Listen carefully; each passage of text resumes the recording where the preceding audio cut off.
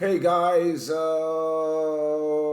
sure you heard Mr. Lawson is out for the year. Unbelievable. Unbelievable.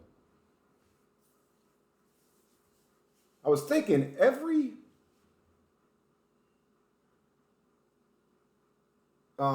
first Jet game of the season, or maybe it's the Thursday night game of the season. At some point during the game, they start going over the list of what's happened over the summer. And you're just blown away and shocked. Yeah, you heard it. You heard it in the news real quick. You heard it this. But when it's not your team,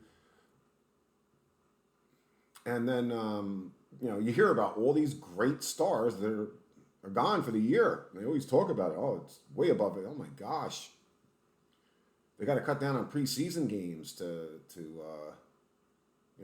keep these stars on the field. I mean, that's what the fans pay to see, and here it's happened to us. That's what are you gonna do? It's happened to us. I feel bad for him. I really feel bad for him. I really feel bad for him. Yeah, he got a boatload of money, and it meant, I'm sure, a unbelievable amount to him. But when you watched him practice and you watched him perform and you listened to him speak, it was he's a football player, and it's too bad. It's too bad. I don't know what to say. I'll be honest with you. I don't know what to say. It's you got to remember. I try to remember it's football, put it in perspective, but at the same time, you start to, when you put your head on the pillow at night, you start to think of what you got to do tomorrow.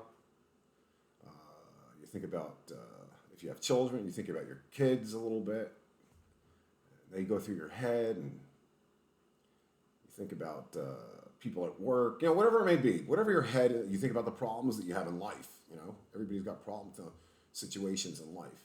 And at some point, if you're a Jet fan, you mosey on over to thinking about the Jets a little bit, and your brain starts to think, and you get a little, it's been a really good off season, except for the brief 24 to 48 hour suicide watch by the media with Zach Wilson. It's been a really great preseason, and OTAs, great coach. I mean, every time I see Salah on the field, he's not what I expected, and he is exactly what I expected at the same time. The fact that he's not that crazy dude is fantastic, but the fact that he could be is even better. You know what I mean by that? And you watch his relationship with the player, and I'm just saying to myself, this is it. This is what I wanted. As a Jet fan, this is what I wanted. This is the kind of GM I wanted. This is the kind of head coach I wanted. If I could be one of those scientists in a lab and come up with a GM, how I wanted a GM to just be one of those guys that gives no information to nobody. I got that, and I wanted a coach, I didn't want the rah-rah coach who was saying, kiss my rings. And I love parts of Rex, I did, but I didn't like the bulletin board material, And Salah's that guy. He's exactly what I wanted to coach. And my point is, the whole offseason, I loved the quarterback. I watched every damn BYU game last year, and I watched every damn game he played in 2019. And, you hear these things where it was just 2020 that he was great in. And no, it's bull, man. Look at his tape. Look at his stuff from 2019. His back-to-back games against Tennessee. I forgot the other one, man. Another really good program, too. And one of them, come back and overtime, how he played. And that's 2019, not this BS, they played nobody in 2020. And then, you heard all this talk of, well, why didn't he come back as the automatic starter for 2020? He got hurt. And they wanted to push the kids out. They wanted to push him. And he turned into a different person. And, he ended up being the second overall pick. And my point is behind that is that these are the kind of things I think about at night. And of course, do you think about, the defensive line? You say to yourself, can this defense be that good that if the offense is just average, sprinkled in with a really solid running game, right? So your mind goes there. And then this happens. So, again, if there's a position that could absorb it, it is the defensive line, but you're not going to replace that kind of pressure. You just can't. There's nobody on the roster that can. Quentin Williams can, but the idea was to have two of them, And now, you got to keep dreaming about what it would be like to have those two guys together. I can't remember who the other Nick player was. Was it Ewing and Bernard King? Way back when, for you older guys? When we finally had somebody else to go with Ewing. And the health, it just never could happen. So we wait another year. Now, I looked real quick. 2014, he had an ACL tear at Auburn. 2018, he had an ACL tear on his right. In 2014 was his right. 2018 with the Bengals was his left. I mean, these are serious injuries he had to come back from, and did, and performed big time. And now here we are with this. And do I have any doubt whatsoever that he is going to be able to do pretty much everything he did before? I just don't doubt it with him at all. Not somebody that works that hard. He's not 32. He's not, 34. He's 26 years old, and he'll come back and he'll, that whole defensive dream is just going to wait a year. And the defense is still probably going to be solid this year. It's still going to be good. We've seen that before, where a team loses a really good player. I mean, look at all the players the Niners lost last year. And this is, if this is it, then we still. And most importantly, I'm going to end it with this. This season was all about this year's draft. It was all about this year's draft.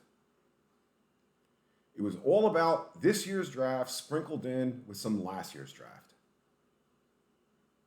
Period.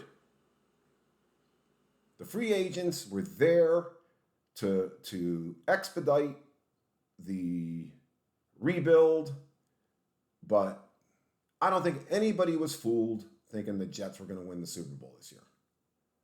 So what does that all mean? What that means is that at 1 o'clock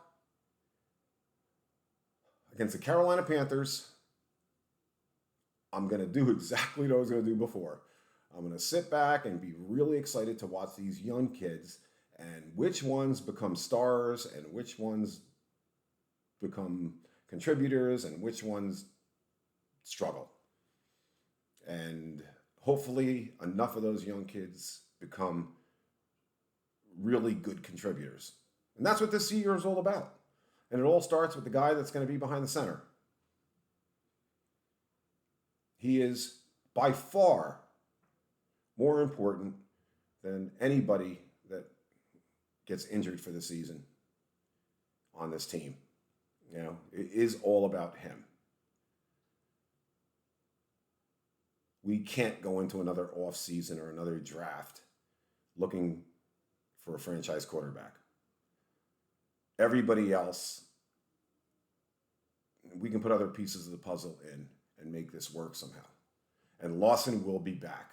So that's how I got to look at it, And I hope that helps somebody out there. If it does, leave it in the comments. If you just feel like just still jumping off a bridge, leave that in the comments too. It's good. It's good for you.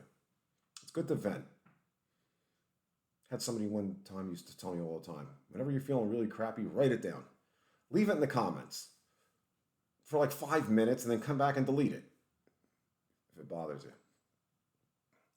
So prayers go out to Carl Lawson. He'll be back. He'll be back. He'll be back. All we did was we backed up learning about one particular part of the defense for a year, And there's a lot of other parts of the defense we'll know. And when he comes back, he's going to come back to a much better defense That's guaranteed. I guarantee that will be the case. And who knows? Who knows? Maybe, somebody else steps up.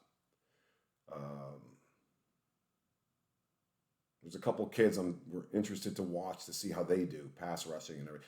Somebody else may step in, and again, for me, it was, I've got 80% of my focus on that quarterback. Whatever else happens around him, great, but that's the one position that it's got to work, at least be above average. So that's it. That's how I'm going to try to get by for the night. It'll get better, guys. It'll get better. Keep the faith. Keep the faith. Keep the faith. Have a great, great day. If you can, I'm not going to keep telling you to like. If you can and you're here, please subscribe. That really would help a lot. Okay? Thanks, guys. Have a great day.